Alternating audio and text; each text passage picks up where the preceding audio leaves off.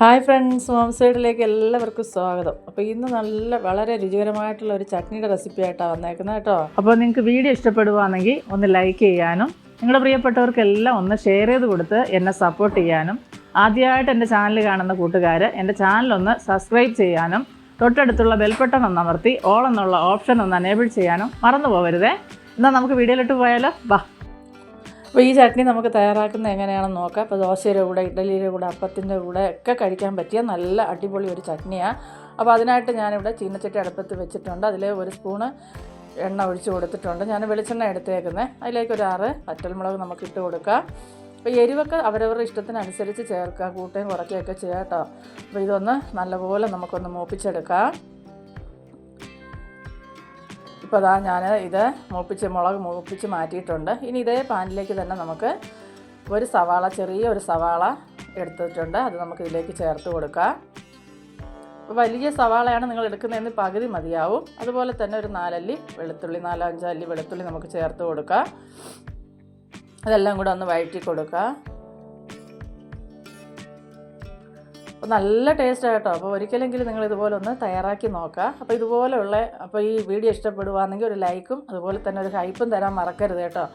Video കാണുന്നവരാരും ഹൈപ്പും ലൈക്കും ഒന്നും തരുന്നില്ല. അപ്പോൾ നിങ്ങൾ സപ്പോർട്ട് ചെയ്താൽ മാത്രമേ വീഡിയോ മുന്നോട്ട് കൊണ്ടുപോകാൻ പറ്റത്തുള്ളൂ. ഇതിലേക്ക് ഞാൻ 1 തണ്ട് കറി ലീഫ് ഇട്ട് കൊടുത്തിട്ടുണ്ട്. അതുപോലെ തന്നെ ഒരു തക്കാളി, ചെറിയൊരു തക്കാളിയും കൂടെ ഞാൻ എടുത്തിട്ടുണ്ട്. ഇതെല്ലാം കൂടെ ഇട്ട് നമുക്ക് നല്ലപോലെ ഒന്ന് വഴറ്റിയെടുക്കാം. ഇതിൻ്റെ കൂടെ തന്നെ നമുക്ക് കുറച്ച് കപ്പലണ്ടിയും കൂടെ, നല്ല വറുത്ത കപ്പലണ്ടി ആയത്, അത് ഏകദേശം ഒരു ടേബിൾ സ്പൂണിൽ കൂടുതലുണ്ട് കേട്ടോ. അപ്പോൾ അതും കൂടെ നമുക്ക് ഇതിലേക്ക് ചേർത്ത് കൊടുത്തതിന് ശേഷം നമുക്ക് നല്ലപോലെ ഒന്ന് ഇതിൻ്റെ പച്ചമണം എല്ലാം ഒന്ന് മാറി കിട്ടുന്നവരെ ഒന്ന് വഴറ്റിയെടുക്കാം. ഇതിൻ്റെ കൂടെ തന്നെ നമുക്ക് നല്ലൊരു കളർ കിട്ടുന്നതിന് വേണ്ടിയിട്ട് ഒരു 1/2 ടീസ്പൂണോളം എടുത്തിട്ടുണ്ട്. കാശ്മീരി മുളക് പൊടിയും കൂടെ ചേർത്ത് കൊടുത്തിട്ടുണ്ട്. അപ്പോൾ നല്ല ടേസ്റ്റ് ആയിട്ടോ. അപ്പോൾ ഞാൻ ഈ വീഡിയോ ഇത് ഞാൻ കണ്ടത് ഇൻസ്റ്റയിൽ ഇങ്ങനെ റീൽ കണ്ടിരുന്നപ്പോൾ ഞാൻ കണ്ട വീഡിയോ. പക്ഷേ ആദ്യം എനിക്ക് ഇത് ഇങ്ങനെയെന്ന് തോന്നി. പക്ഷേ ഉണ്ടാക്കിയപ്പോൾ ഉണ്ടല്ലോ അടിപൊളി ടേസ്റ്റാണ്. അപ്പോൾ നിങ്ങളൊന്ന് ഉണ്ടാക്കി നോക്കുക. അപ്പോൾ അതുകൊണ്ടാണ് എനിക്ക് ഇഷ്ടപ്പെട്ടത് കൊണ്ടാണ് ഞാൻ നിങ്ങൾക്കിത് ഷെയർ ചെയ്യുന്നത്. അടിപൊളി ടേസ്റ്റാണ്. അപ്പോൾ ഇനി നമുക്ക് വേണ്ടത് ആ മസാല എല്ലാം നമ്മൾ വഴറ്റി മാറ്റിയിട്ടുണ്ട്. നമുക്ക് വേണ്ടത് പുഴുങ്ങിയ 2 മുട്ട എടുക്കണം. അപ്പോൾ ആ മുട്ട നമ്മൾ മുറിച്ചതിന് ശേഷം ഉണ്ണി മാറ്റി വയ്ക്കുക. ഉണ്ണി ചേർത്ത് ഒരിക്കലും നിങ്ങളിത് അടിച്ചെടുക്കരുത്. ഭയങ്കര സ്മെല്ലായിരിക്കും, മണം വല്ലാതെ വരും. ചട്നിക്ക് അത്ര ടേസ്റ്റ് കിട്ടത്തില്ല. പക്ഷേ ഈ മുട്ടയുടെ വെള്ളം മാത്രം മതി നമുക്ക്. അപ്പോൾ ഇനി ഇത് ചെറുതായിട്ടൊന്ന് കട്ട് ചെയ്ത് കൊടുക്കാം. അപ്പോൾ നമ്മൾ ഇന്ന് ഉണ്ടാക്കുന്നതെന്ന് പറഞ്ഞാൽ മുട്ട ചട്നി ആയിട്ടോ. നല്ല ടേസ്റ്റാണ്. നിങ്ങൾ ഒരിക്കലെങ്കിലും ഒന്ന് ഉണ്ടാക്കി നോക്കാം, മടിക്കാതെ ഉണ്ടാക്കി നോക്കാം. നിങ്ങൾക്ക് ഉറപ്പായിട്ട് ഇഷ്ടപ്പെടും. അതുപോലെ തന്നെ വീഡിയോ നിങ്ങളുടെ പ്രിയപ്പെട്ടവർക്കെല്ലാം ഒന്ന് ഷെയർ ചെയ്ത് കൊടുക്കുക. ആദ്യമായിട്ട് കാണുന്നവർ ചാനലൊന്ന് സബ് ചെയ്താൽ. അപ്പോൾ അതാ ഞാൻ മിക്സിയുടെ ജാറിലേക്ക് ഇനി വറുത്ത് വെച്ച മുളകും അതുപോലെ തന്നെ നമ്മൾ വഴറ്റി വെച്ചിരിക്കുന്ന സവാള, വെളുത്തുള്ളി ഇതെല്ലാം ചേർത്ത് കൊടുത്തതിന് ശേഷം അതിൻ്റെ കൂടെ നമ്മൾ അരിഞ്ഞ് വെച്ചിരിക്കുന്ന 2 മുട്ട എടുത്തിട്ടുണ്ട്. അതും കൂടെ ചേർത്ത് കൊടുക്കുക. ഇനി നമുക്കിതൊന്ന് അരച്ചെടുത്തിട്ട് വരാം. അപ്പോൾ അരയ്ക്കുമ്പോൾ വെള്ളം അടിച്ച് നോക്കിയിട്ട് ആവശ്യത്തിനനുസരിച്ച് വെള്ളം ചേർത്താം. ഒരുപാട് ലൂസായിട്ട് ഈ ചട്നി നിങ്ങൾ ആക്കരുത്. ഇഷ്ടമുള്ളവർ ചെയ്യാം, പക്ഷേ അത്ര ടേസ്റ്റ് വരണമെങ്കിൽ ഇച്ചിരി തിക്കായിട്ട് തന്നെ വേണം. ആവശ്യത്തിനുള്ള ഉപ്പും കൂടെ ഈ സമയം നമുക്ക് ചേർത്ത് കൊടുക്കാം. ഇനി ഞാനിതൊന്ന് അടിച്ചെടുത്തിട്ട് വരാം. അപ്പോൾ നല്ല ടേസ്റ്റാണ്. നിങ്ങൾ ഒരിക്കലെങ്കിലും തയ്യാറാക്കി നോക്കാം. അപ്പോൾ ഇനി അടിച്ച അരപ്പ് നമുക്ക് ഒരു പാത്രത്തിലേക്ക് മാറ്റി കൊടുക്കാം.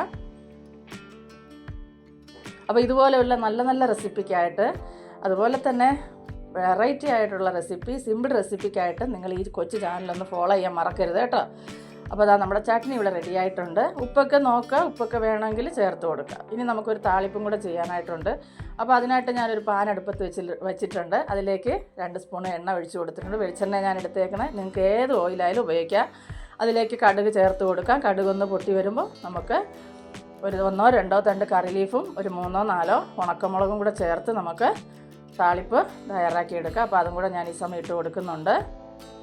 ഇതെല്ലാം ഒന്ന് മൂത്തതിന് ശേഷം നമുക്ക് ഈ താളിപ്പ് നമ്മുടെ ചട്നിയിലേക്ക് ഒഴിച്ച് കൊടുത്താൽ രുചികരമായിട്ടുള്ള നമ്മുടെ മുട്ട ചട്നി ഇവിടെ റെഡി ആയിട്ടുണ്ട്. അപ്പോൾ അതാ ഞാൻ താളിപ്പ് ഒഴിച്ചു കൊടുത്തു. ഇനി എപ്പോഴും ഞാൻ പറയുന്ന പോലെ തന്നെ ഏതൊരു കറിക്കും താളിപ്പിൻ്റെ മണം ആ ഫ്ലേവർ കിട്ടണമെങ്കിൽ നമ്മളിത് ഉടനെ തന്നെ ഒന്ന് അടച്ച് വയ്ക്കുക. അത് കഴിഞ്ഞ് ഒരു 10 മിനിറ്റ് കഴിഞ്ഞിട്ട് നമുക്കിതൊന്ന് തുറന്ന് നോക്കാം. അപ്പോൾ നമ്മുടെ ചട്നി ഇവിടെ റെഡിയായിട്ട് നല്ല മണവും അതുപോലെ തന്നെ നല്ല ടേസ്റ്റും ആയിട്ടോ. മുട്ടയുടെ സ്മെല്ലൊന്നും ഒരു അല്പം പോലും കാണത്തില്ല. അപ്പോൾ നിങ്ങളൊന്ന് ഉണ്ടാക്കി നോക്കുക. അഭിപ്രായങ്ങൾ കമൻ്റായിട്ട് അറിയിക്കുക. നിങ്ങളുടെ പ്രിയപ്പെട്ടവർക്കെല്ലാം ഒന്ന് ഷെയർ ചെയ്ത് കൊടുത്ത് തന്നെ സപ്പോർട്ട് ചെയ്യുക കേട്ടോ. അപ്പോൾ മറന്നു പോകരുത് ലൈക്കും ഹൈപ്പും കേട്ടോ. അപ്പോൾ അടുത്തൊരു വീഡിയോ ആയിട്ട് കാണുന്നതുവരെയും എൻ്റെ എല്ലാ കൂട്ടുകാർക്കും ബായ്.